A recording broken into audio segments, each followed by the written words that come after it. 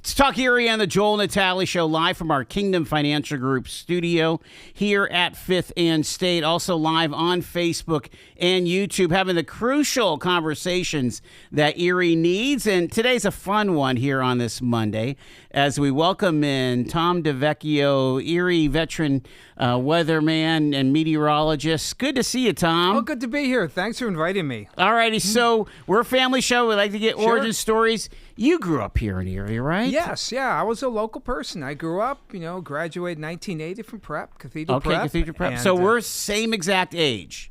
I graduated from 80 in Mercier's Prep. Okay, all righty. So, yeah. So there you go. Yeah, so we got lots to talk about. Right, we got a lot. Yeah. I'm trying to think of those amazing basketball teams back then. Oh, it was, yeah. Our senior year, we went, 1980, we went and we won the championship against Allentown. The big names, Andy Sassini, right. Jeff Metzger, Tim Gore, and Jim Rosetto. I'm missing one. Jerry Kaminsky. Okay. They were what a great memory, right? Oh, yeah. Oh, my gosh. They were the big ones. We went all the way, lost one game, and that was it. That's a big amazing. game. Yes. Yeah. Mm-hmm. So you went to prep, and then what post? I went to prep. Afterwards, I went to Barron for about a year and a half. I always wanted to be a weatherman. I've wanted to be a weatherman since I was 8 years old. That's amazing. 8 years old. If my parents are alive and they were here, that's all they'd say. Oh my God, they drove me nuts. I had weather. I broke so many weather radios and had bought weather kits. I was going to say, did you have the I can't remember the manufacturer, but that science kit that was a weather kit? Yes. Because I had one too. Mm-hmm. Yeah. I had, they had that. We had, remember the 65 in 1 where you had all these electronic ones. Yes. That was back in the mid to late 70s when electronics were starting to get a little more. Right. They were a little more sophisticated. Yeah. So. I may have had one that was different than yours, but I always got the weather station. This thing had a what do you call it? The wind anemometer, okay. And it had a weather vane, right? Mm-hmm. And then it had this deal that you can measure relative humidity by taking a psychrometer. You had two thermometers, and you put one had a little wet wick on it. Yeah, you made it wet. Yes, okay. And you swung it. Your producers are learning so much here.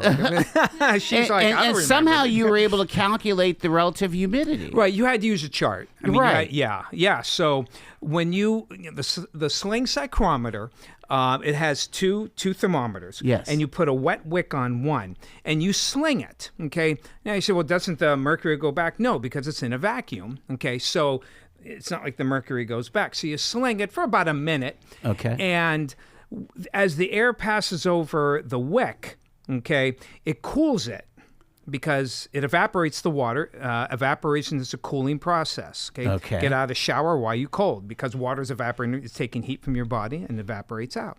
So if the air is humid, there's not much evaporation, and the temperature and the what we call the wet bulb because of the wet wick. Right. Okay. See, meteorologists think logically once in a while, and so.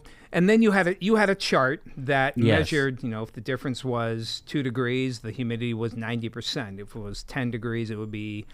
So the greater the distance, the less humidity? Correct. Because it was evaporating. Exactly, because it was evaporating faster, and it was allowing the wet bulb temperature to fall faster. And then the third thing that it had was some kind of a chart to look at the clouds and then indicate what the clouds stood for and what could be a cumulonimbus usually meant. Right, a thunderstorm was coming. Yes. Yeah. Mm-hmm.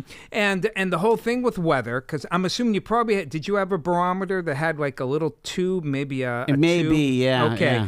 Yeah. Or maybe it just had the regular one with the needle. Right.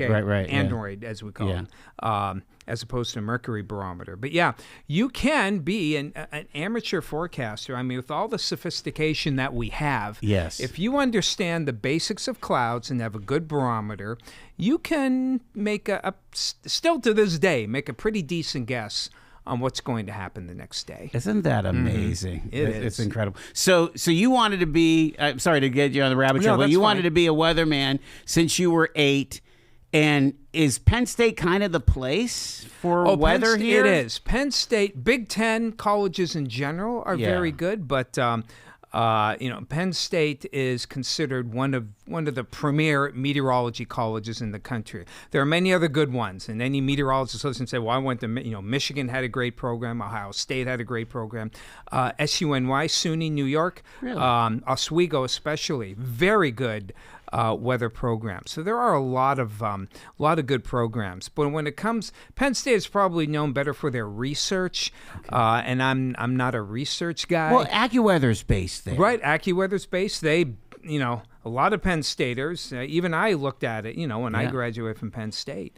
But it's a very good meteorology college. And absolutely. Another side question or side remark is, there was a fellow that I met that was a meteorologist for the Israeli army. Okay. And he got his degree at Penn State, and they hired him. The Israelis hired him because they needed to predict lake effect snow. Oh, really? Off of the Mediterranean. Okay. Mm-hmm. And so they wanted an expert, and so this guy was from around here.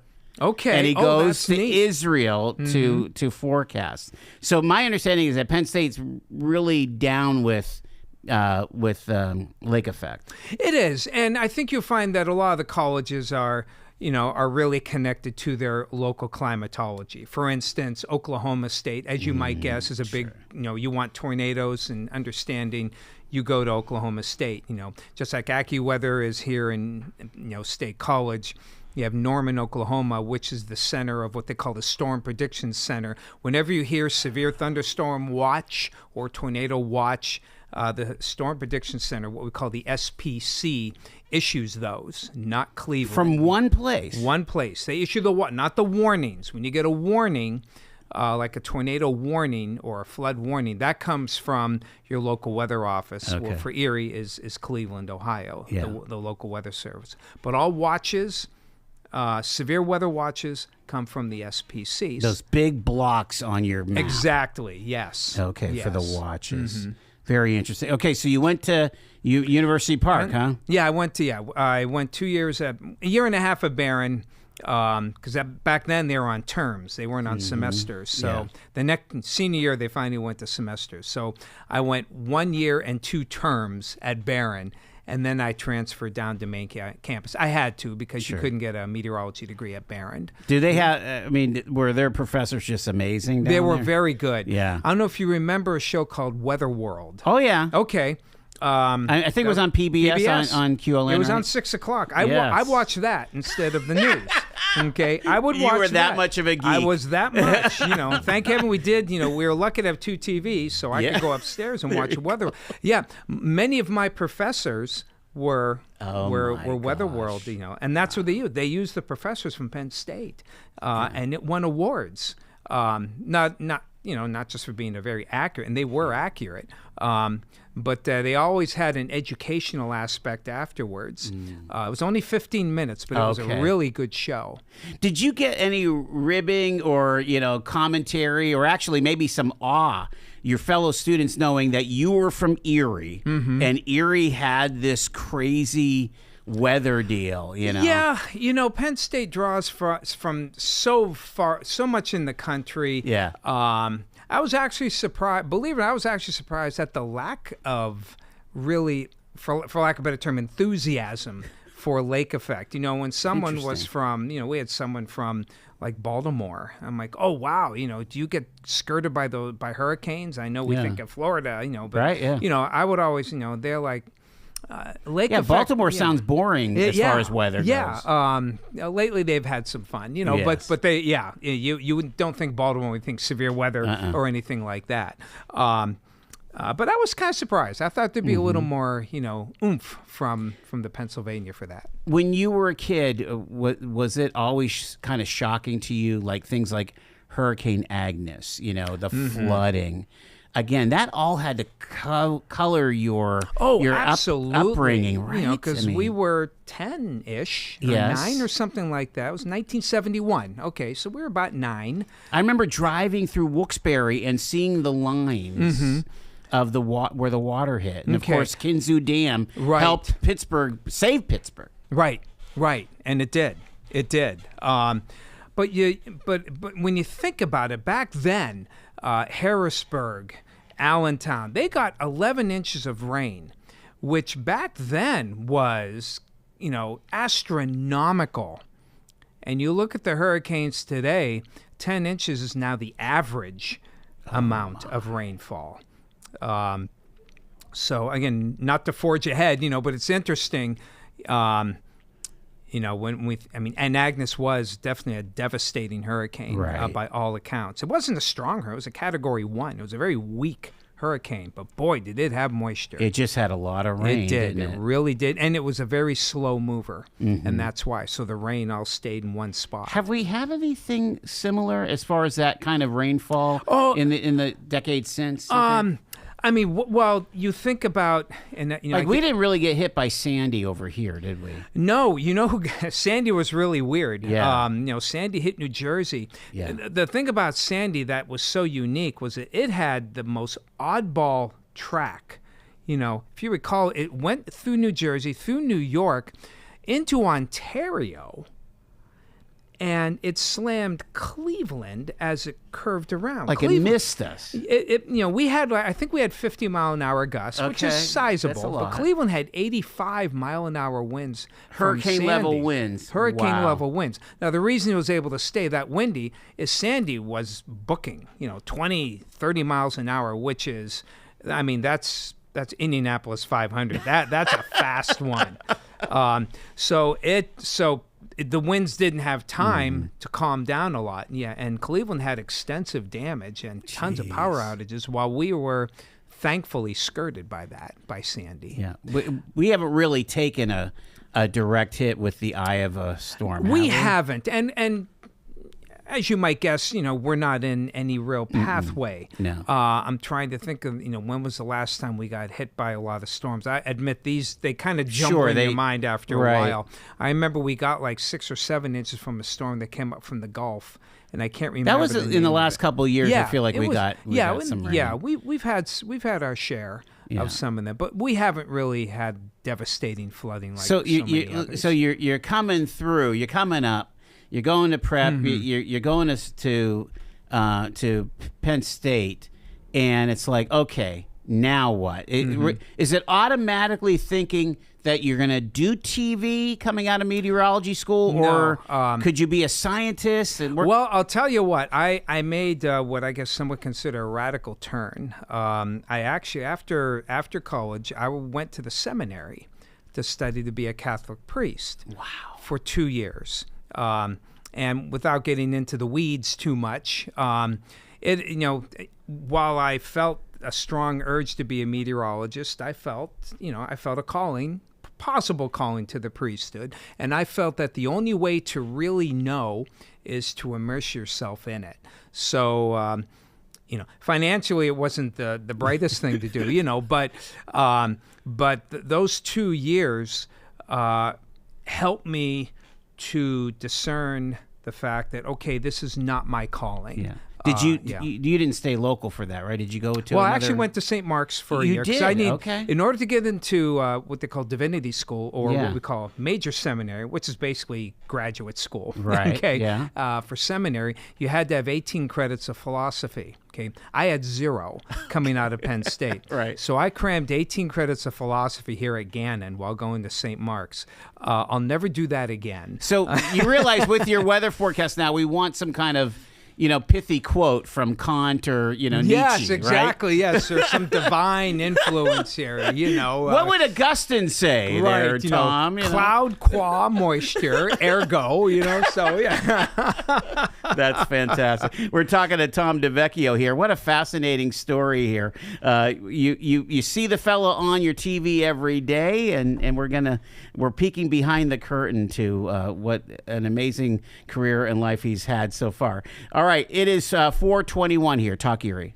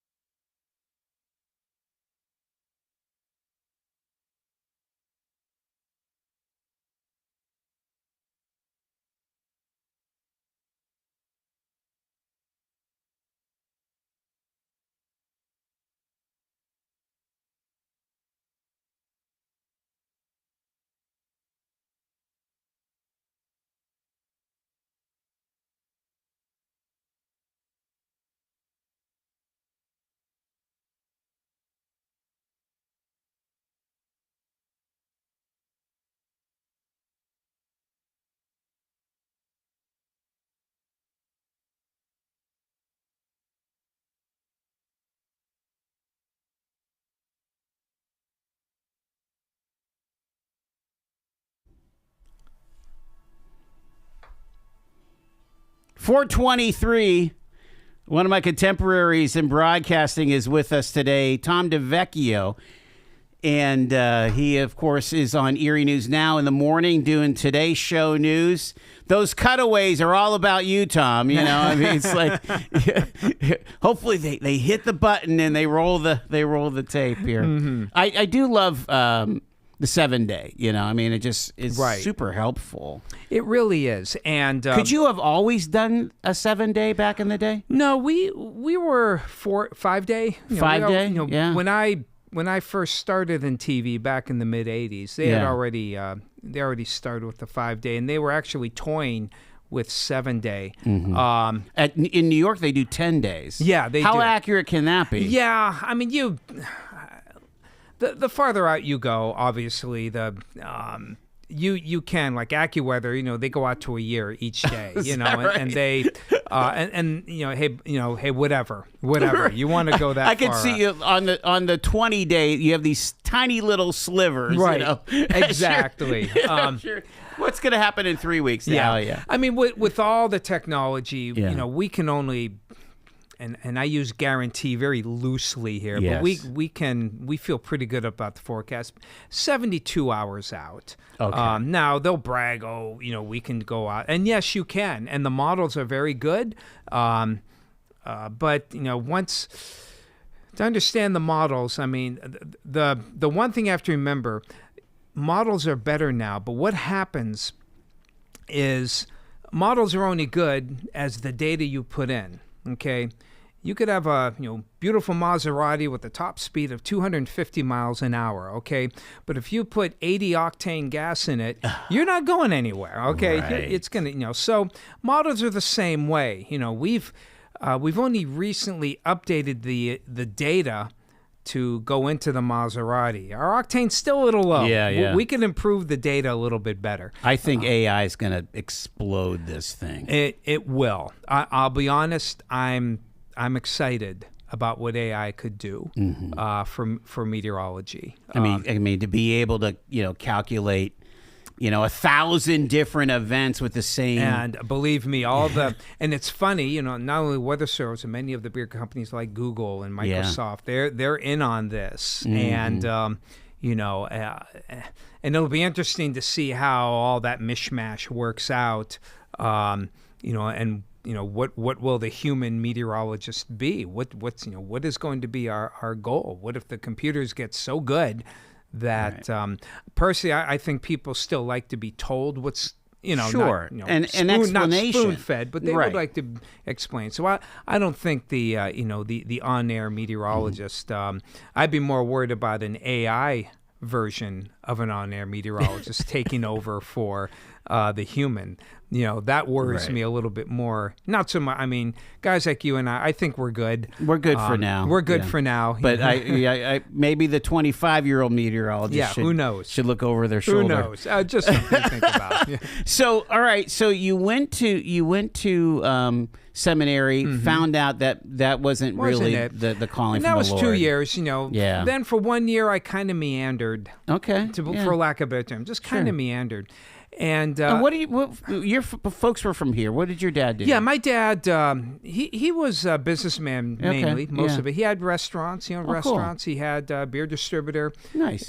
It's Beer for Less now. It used to be Prescal Beverage back Absolutely. in the 70s. I remember that, yeah. 12th and who knows if I had been maybe 2-3 years older, I might have taken it over. Did your mom work outside the home, or no? She was pretty much a stay-at-home. Did you grow up with really good spaghetti sauce? Oh yeah. Okay. I mean, my mom was full-blooded Italian. My dad full-blooded Italian. All right. And we had probably the same thing that you probably had in your Italian household. Yes. Yelling, screaming, great food, nobody listening to each other. Just a typical Italian family where nothing is said, nothing is talked about. But boy, you sure hear a lot of things. Yes, you do. Yes. The new show Nona's comes to mind on Netflix, yes, right? It does. So okay, you meander for a year. So I meandered for a year, and I found that my life. I don't know if this is the same for you or anyone else. My life takes it's usually a single event that seems to change my direction. And I'm watching now. Back in the mid '80s, Well, back in the early 80s, if you recall, the Weather Channel Yep. started coming up. Just CNN. brand new, yep. They both started in like 1981. So in the mid-80s, they were still kind of young, still trying to feel themselves out. So I'm watching, and I was never camera shy. I always, was pretty good around people. And I had thought about, gee, how cool it would be to be on air. I watched all the people, the Shirley Ramseys and Vance Absolutely. McBride and Cliff Morrison, all those guys. Oh, yeah. Jim Dewart. So I was watching it, I was watching CNN, and they had a woman doing the weather. And forgive me, but she just wasn't good, And I'm with my mom, and I'm like, now there's someone out of Atlanta, and I could do a better job than that. I could do this. And at that day, I said, I'm going to give this a shot. Wow. I'm going to try local TV. Yeah. So if you recall, we had Cablevision on 9th Absolutely. and Peach. Yep. I went to Cablevision, cold, okay? I made up the most god-awful posters of weather maps, and but I made like 3 or 4 of them, brought them in like a radar, a weather map, and I said, I'd like to make a tape, and I want to give it to the stations. And the guy who ran it, he saw me with the posters. I'm like, oh, this kid sounds like he wants to do it. So, all right. So I made a tape. Chroma key was just coming in. I made a tape. Gave again, just moving ahead here. Gave it to all 3 local TV stations. Hold that thought, Sure. because we'll find out how where he landed here. Of course, we know the story, but we've got to take that hard news break at the bottom of the hour. It's Tom DiVecchio is with us here on the Joel Natale Show.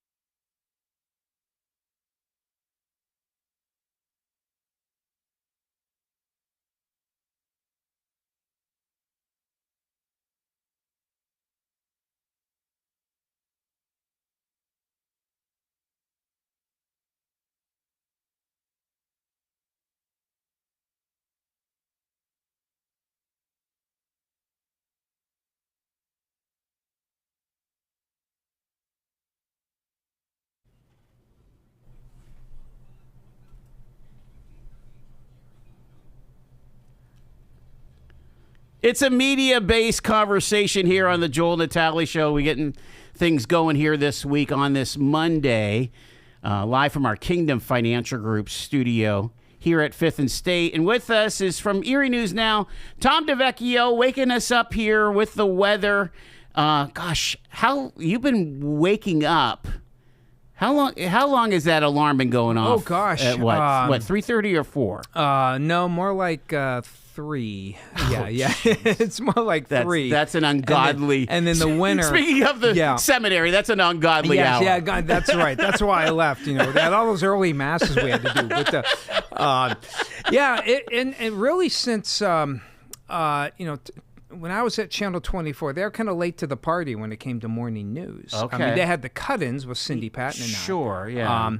But it wasn't until late, 98 or 99, when Nexstar bought them out, that we had a full morning show. The 5 o'clock. The 5 o'clock. So even I started doing the cut-ins in noon. So I was getting up at 4:30. Okay. Which was, early. But then once morning show comes in, so much more to do. Yeah, start getting up at 3. That is an interesting, again, just as a media guy, you think about it. Back in the day, there used to be early Today before the Today Show, right? And so, I don't know, when was that? That was like the 5 o'clock show. That was 5 a.m. And then you did a 6 o'clock local, and then the 7 o'clock Today Show. Right. Now, all that's gone. Right, yeah. Now everyone's, solid 5 a.m. to 7 a.m. because people are getting up earlier. Right. Doing their thing earlier. And there's a lot of content from the network that you can use. I remember doing a behind the scenes deal at 35 when I had my media blog. You remember that? The Press and Tower? Oh, geez. Yeah. That was me, right? Oh my God. So I go, and this is when Ray Petlin and Rachel Auditory were Vendetti. I'm sorry, that's her air name, right? They were doing the morning show at 35. Bob Bowen was directing. Right. Okay. And so I'm watching the producer chopping up stories like nobody's business to try to get the deadline. People don't realize that there's people working at 5 o'clock in the morning, working like banshees get a show going, or 4 o'clock, I should say. Right, they're there 3:30, 4 o'clock. When I come in to work at 4, and the producers are there. They're there. They're already there. They're already working. Tracy is there before me. Wow. So I actually get to sleep in, or I just come in. So this is late. Are we getting close to your bedtime here? Or no, bedtime's about 8. I'll go to bed around 8. All right.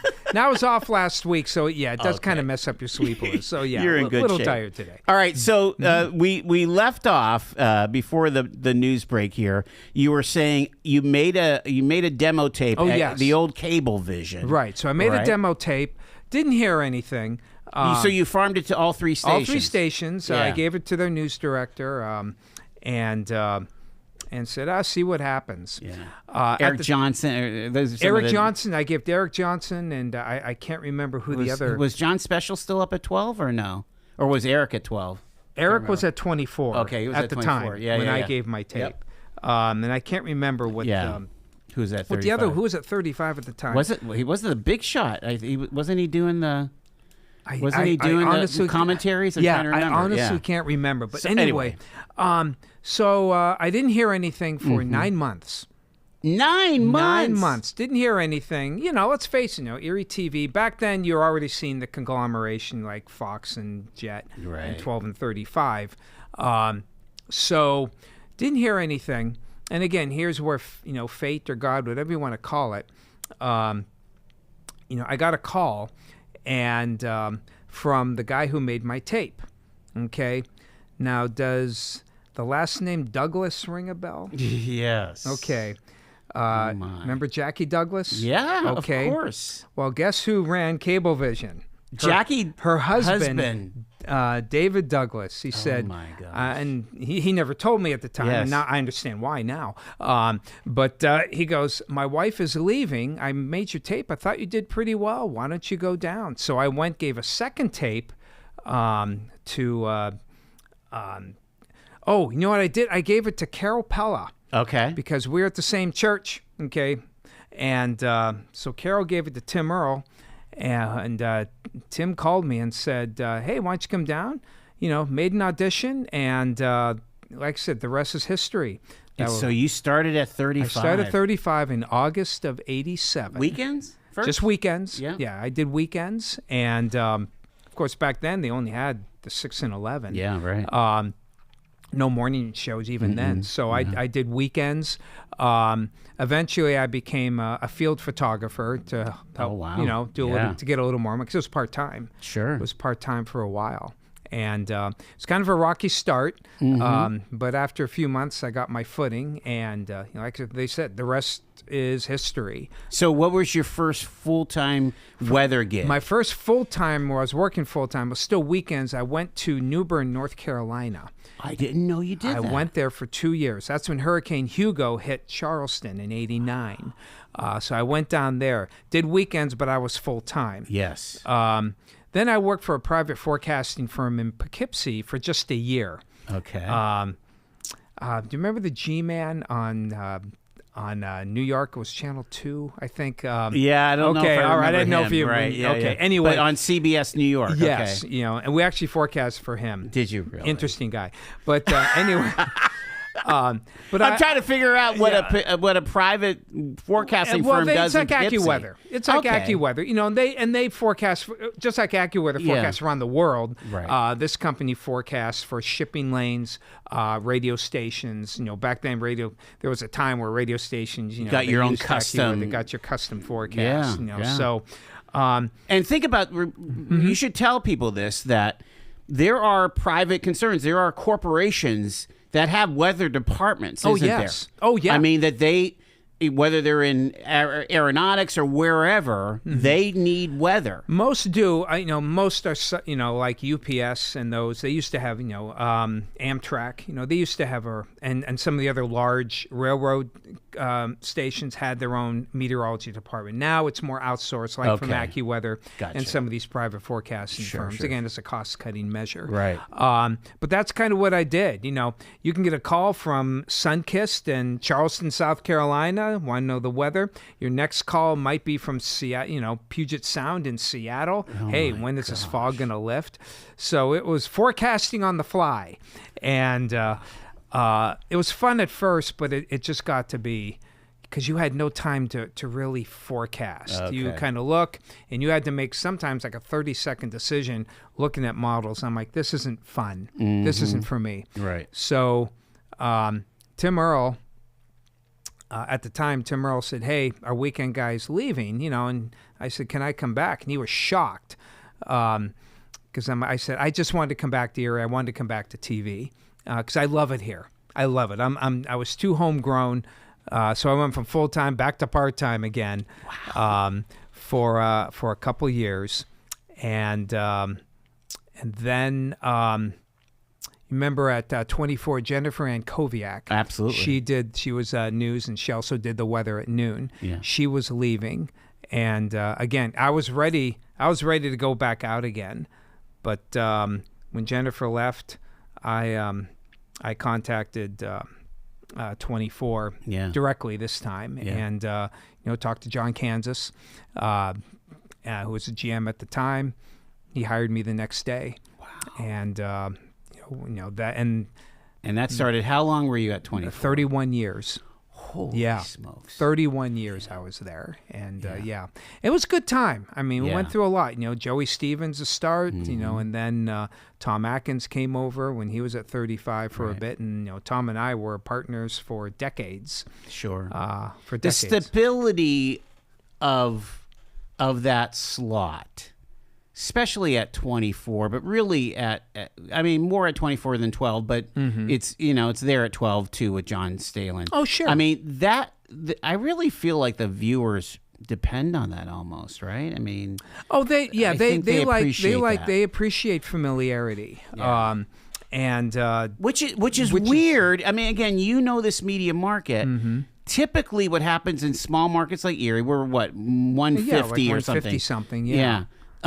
That the kids come, They get fresh out of school. How Right. many Yeah. kids came to 24 Oh my from gosh. Annenberg School, Exactly. USC, Yeah. right? That was the pipeline, Right. From USC Annenberg School. They come here, do a year, maybe 2 years, and then they're off then they're off to wherever. to Providence Right, or or wherever, Pittsburgh or something like Dayton, that. like a medium market. Sure, exactly. But And- then you yeah. have guys that are homegrown, right. that are fixtures. Exactly. And Lisa Adams, you. Right. Lisa, myself. I mean, Tom Atkins has been here for 30, Sean 35 Lafferty, years. right? Sean Lafferty's homegrown. Exactly. one. A lot of them. Gary Drapshow and Right. Alexia. It's there's something about the Cindy Patton was a Pittsburgh girl. He said, I got here. I said, I'm staying here for 2 years and then leaving. Well, she stayed on air for, over 2 decades. So there's something about the Erie market that just pulls people in and they stay in here. Well, they get married. There's something that, Once that happened, when they realize this is a good city and Yes. it still is to raise a family, that's very attractive. There's no And doubt. Erie, I mean, Although we do love the ones that make it big. We love the Dylan Dryers Dylan and the Dryers. Cheryl Scotts. exactly. David Price. I mean, Oh my gosh, yeah. Huge on they all made it CBS, big, right? And I'm so glad to see. They all Yeah. seem to be doing well in the grand scheme of things, as far as I know, and I'm happy for them. But I never had the bug to go big. Right. I like the small market. I like the familiarity, and I grew up. I was born and raised here. I'm still a meteorologist first, 100%. but I love to convey to the people how their day's going to go weather-wise. We're talking to Tom DiVecchio. He's doing the Today Show, the morning show on Erie News Now. You do all the way to noon? All the way to noon, Yeah. yes.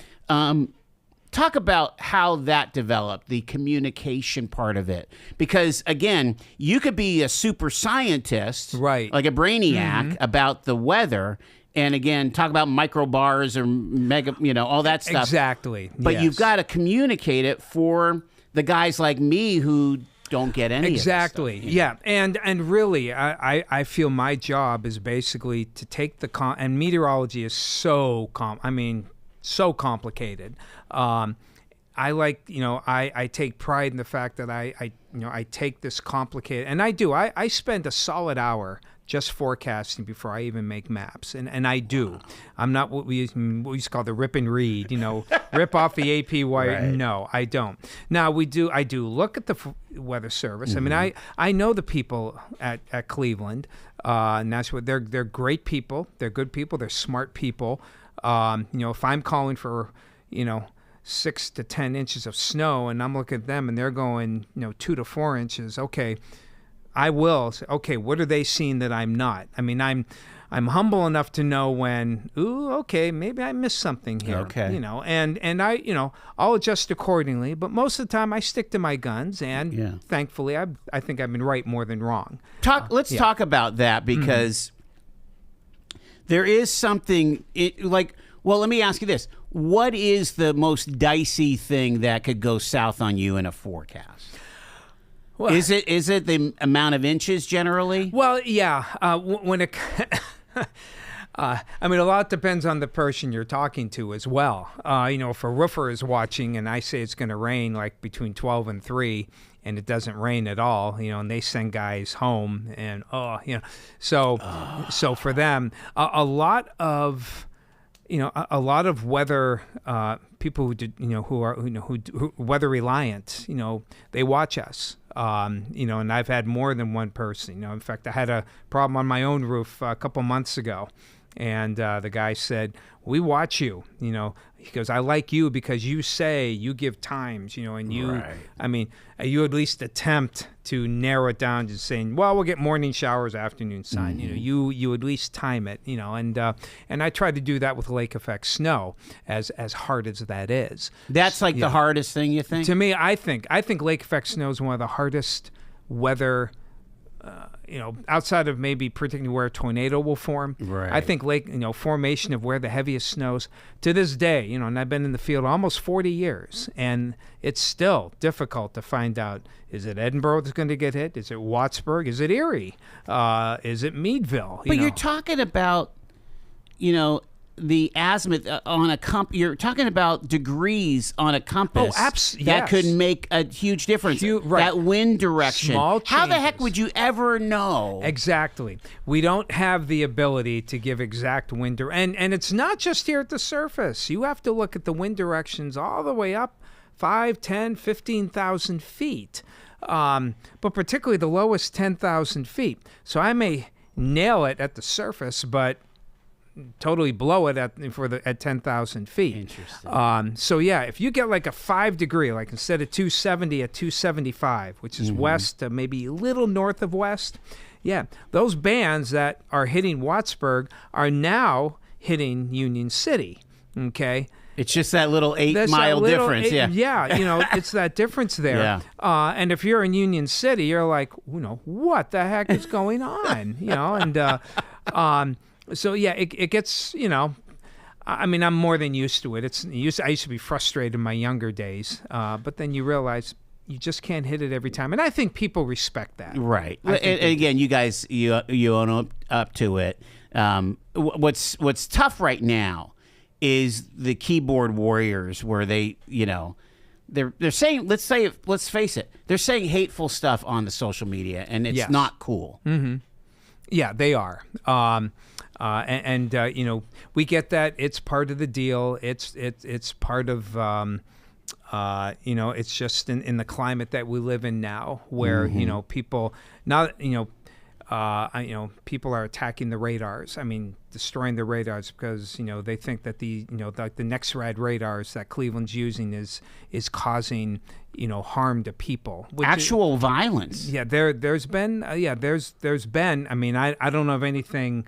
It's not widespread. Yeah. But there have been threats of, from groups who want to destroy whether they go through with that. Can you explain the deal with having the Doppler in Pleasantville? Why does that work for 12? It is huge. How does that all work? It's a radar. I mean, it's a radar. It's a radar. But why way south like that? Well, it's instead of purchasing our own radar, which would have been nice, and we'd have had in our own backyard. Yeah.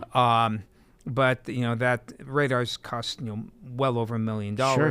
And who's got that? Right. There a company formed that builds these radars, and you buy the data. I see. Okay.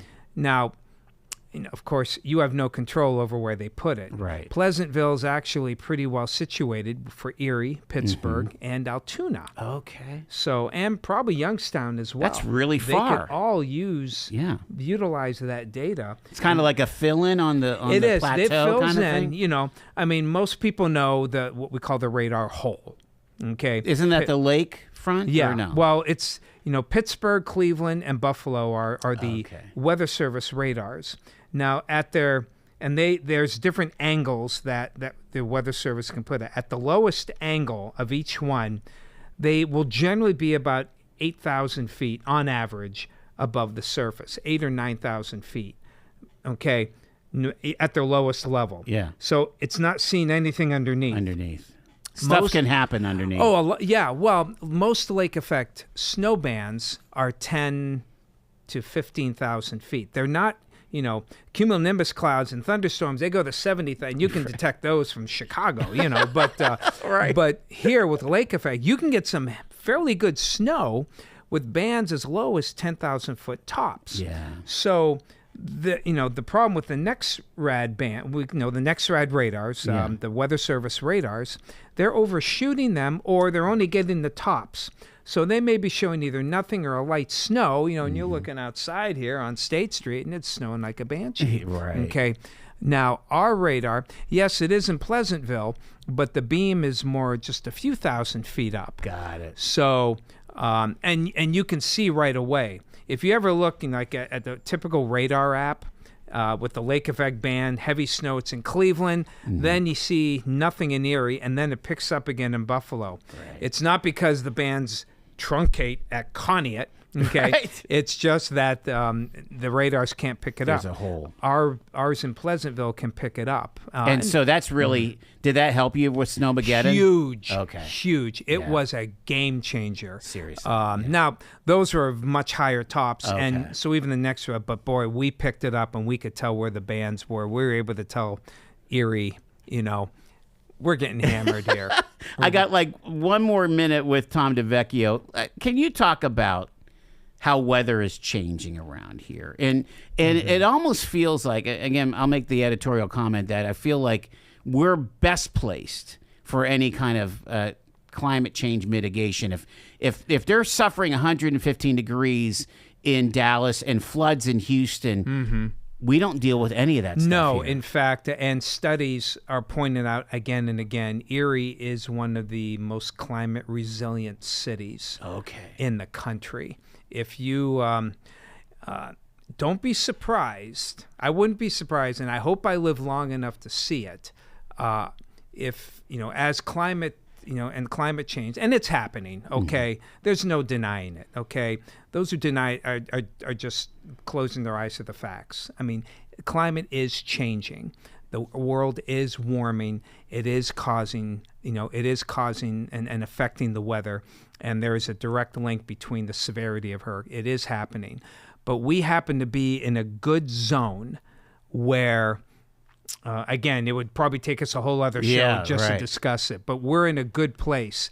I wouldn't be surprised for people who, and we're already seeing some people moving and determining, do I really want to, move to Florida? Do I want to move to Texas, seeing all these hurricanes? Yeah. You go to Florida and you're going to retire there for 25 years. There's probably a better than 50-50 chance you're going to get hit by a Cat 3 or greater hurricane once, if not twice. But up here, we are, we've seen it. We've seen severe weather increase here. We've seen the heat we've had. Last year it got mitigated here.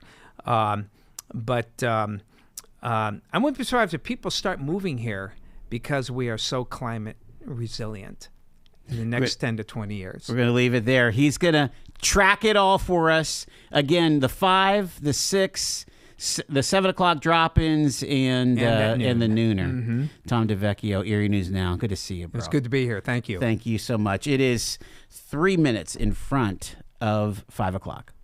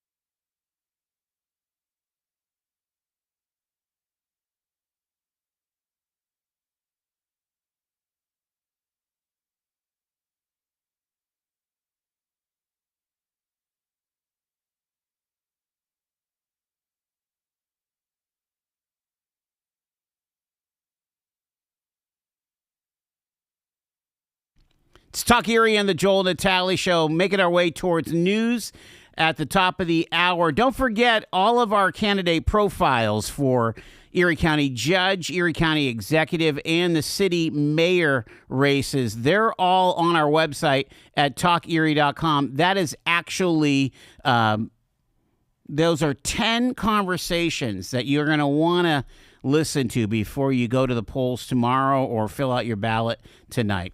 Stay with us. It's Talk Erie.